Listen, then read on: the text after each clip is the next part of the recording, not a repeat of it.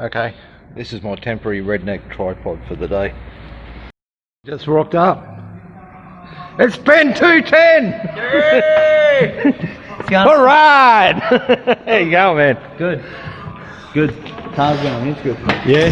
I don't know. I think that vacuum in advance ripping that off might have had something to do with it, you know? Yeah. Would have changed the whole curve because it would have been fighting against it in certain spots maybe. I'm like, did I boil up this tyre in the rain over the week? Because it just smokes like nothing now.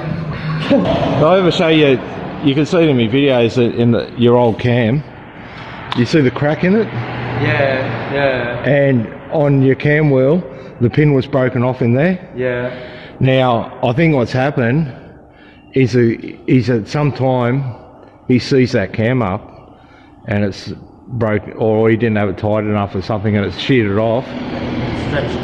Stretch the chain. And because I've advanced that 4 degrees, and that, like that placement of the cam wheel is there, like to adjust, I think 4 degrees and then 8 degrees to allow for change stretch. Yeah. Or 4 degrees either way. Yeah. Okay. But I took up all the stretch with the guides, but you know, so it's not flopping around in there. But there's a little pin on the back of the, like a little mark on the back of the cam gear. I forget how it works, but when I was at top down center, I looked at it and it looks like the cam timing is in the right place. And I was a bit confused by the whole thing, but I think you might have a stretched chain. I mean, we should have really replaced all that, but it was new. And at the time, I was just trying to do a quick budget build because it was just supposed to be an engine swap, not a engine rebuild at the time. I'm starting to wonder now if it is the cam timing. Yeah, well, because, I'll have to take you for a drive in it, but like I still reckon it should be getting another 1,000 plus revs. And when it hits 100 k's in third ride, it starts going pop, pop, pop, and you can feel it flutter in the carby. You feel the throttle body's fluttering. And but if I like ride it out, it'll pull through it eventually. Yeah. But like you're gonna fucking kill something trying to pull through. Well, that sounds like your ignition somehow. Well, yeah, so I'm like ignition, cam timing. Well, if you use a cam timing and where if it started running flat there, it'd get worse. Like you'd have your peak up, you'd have your peak power, and then it'd drop off like normal. But like how a cam works. But in the meantime, I've been looking at L18 B engines for $300. Yeah, I saw that, but but you need to do a full build on them, you know. We compression test it, blow it up. It's $300 engine. There was one for $1,000 as well with a single Weber on the side of it. Yeah. Yeah, that looked alright too. You could sell the Weber. L18, I think. Yeah. Yeah, sell the Weber and that, keep the engine for $200 or $300. His car seems to be going a lot better since check out his video doing the road testing the other day. I think taking that vacuum advance module out has allowed the carby to advance properly with the mechanical advance now. I think it was doing something to it before. He'd set a flat spot around, I don't know, where is it, 5,000 RPM or something. But yeah, it seems to be going better now, but I have to get that sorted out, the dizzy and the ignition and the advance all figured out before we play around with that cam timing. Okay, we'll get onto this screen.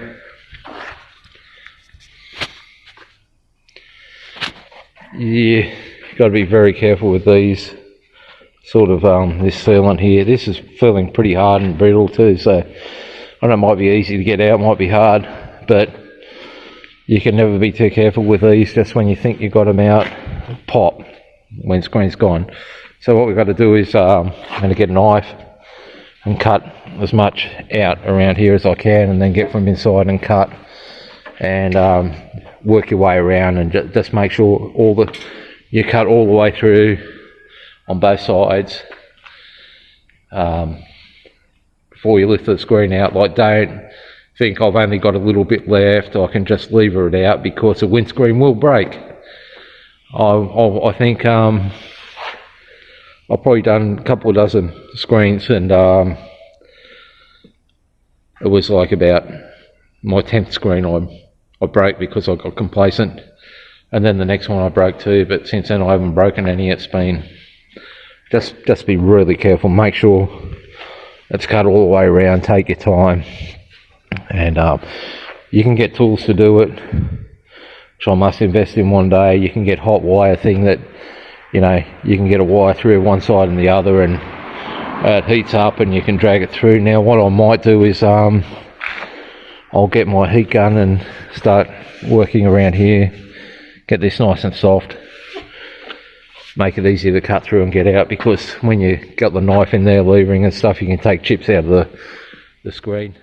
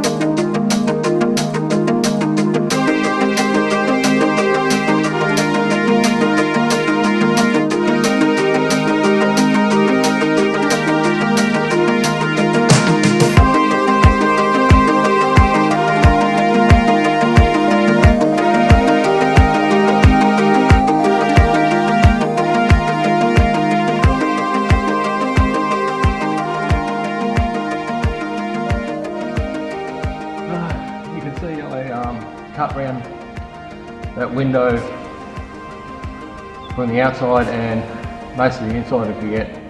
I was actually really tight, or I couldn't get a blade between the body and the window in some spots. I managed to do the method where you use a full wire. I don't like doing that, I've got reasons. But you can give it a go if you like. Be careful. So I've got it both sides of the top. You saw me run that through twice. It's really tempting now to lift the top of the glass and try and lever it out and think it'll pull off, because there's not much holding it on down the bottom, but that's a sure way to break the window. It will definitely 100% happen if you do that. So I've got to do a bit more cutting around here and try to get the bottom off. I might, you know, get down lever it any more than that. I was thinking about putting something under here to stop it from sticking back together, but I think I'll just leave it. I'm just going to go and have lunch. Most of the day's already gone because, yeah.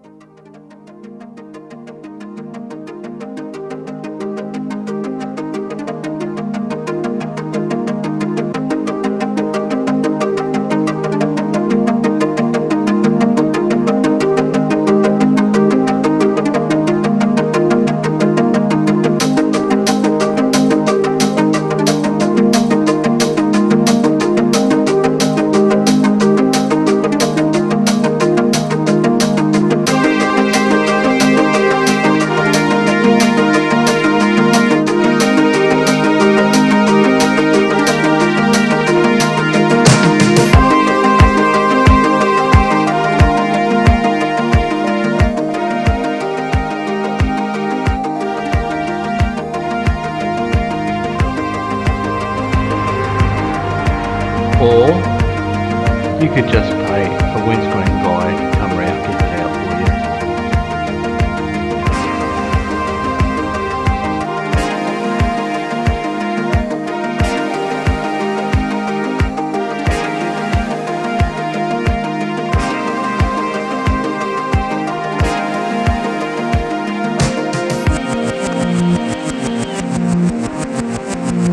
Going.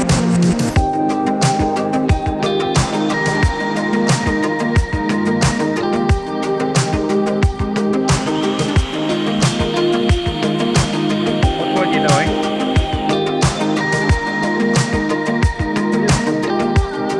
Keep pushing. Keep going.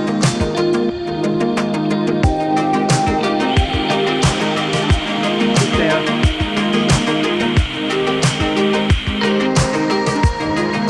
Stop checking it, just push down and drill till it goes through.